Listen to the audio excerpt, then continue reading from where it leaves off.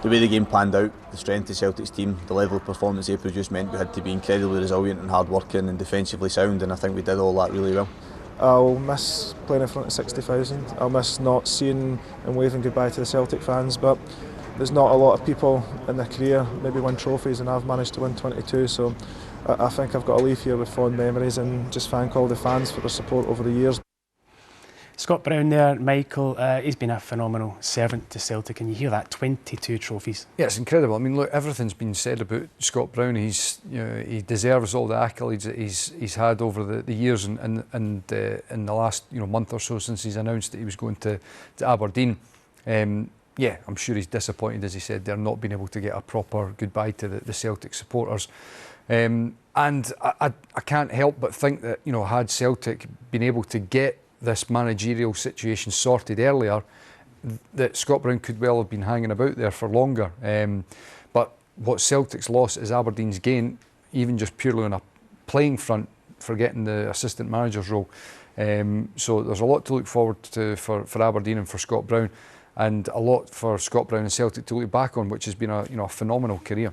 Yeah, Richard, it's been a great season for Hibernian, finishing third, and they've got a cup final on Saturday, which would, cement it. If they were to win it, it would be one of their best seasons of all time. Yeah, it's almost ironic that if they were to win it, you can't go back and give Jack Ross the Manager of the Year award, because they've had an exceptional season, as you say. Very consistent, scoring goals, defensively relatively sound most of the time.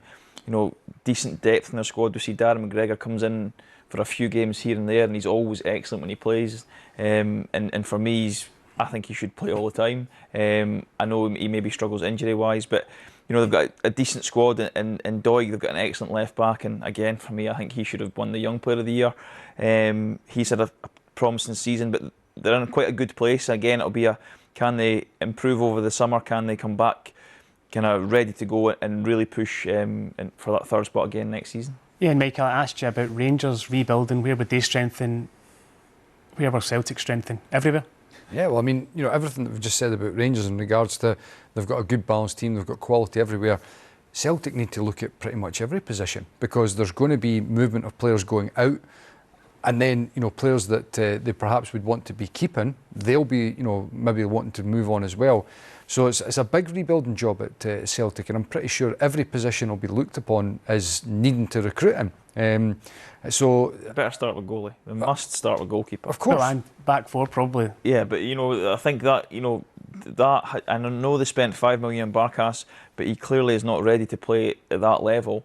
So they need to address that problem, because I'm not saying he was at fault for all the goals they conceded, but see, defensively at set plays, when your goalkeeper's not commanding, when he's not talking, when he's not organising, it makes as a defender you become nervous, because you don't know what he's going to do, and then that kind of filters through the rest of the team, is what we've seen. So I think it's really important for them to start with a goalkeeper. Another thing is, they need, watching that game yesterday, it was quite apparent that it was end of season, they're leaderless at the moment. Yeah. They need somebody to come in and give a bit of direction to what they're trying to do.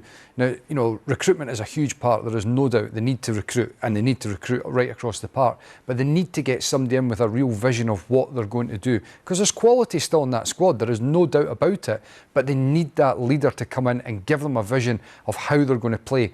Because at the moment it just looks like a disparate group of 11 individuals on the park who, some nice combinations now and again, but there's no real identity of what it is they're doing. Yeah, and do you think they'll manage to keep a hold of Odds on Edouard? No.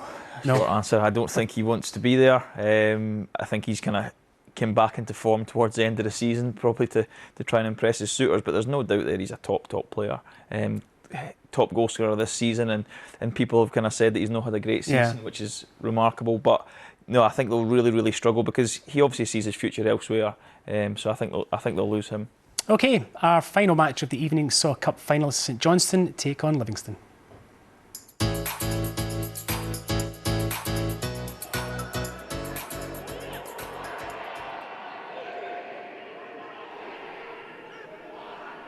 Murray David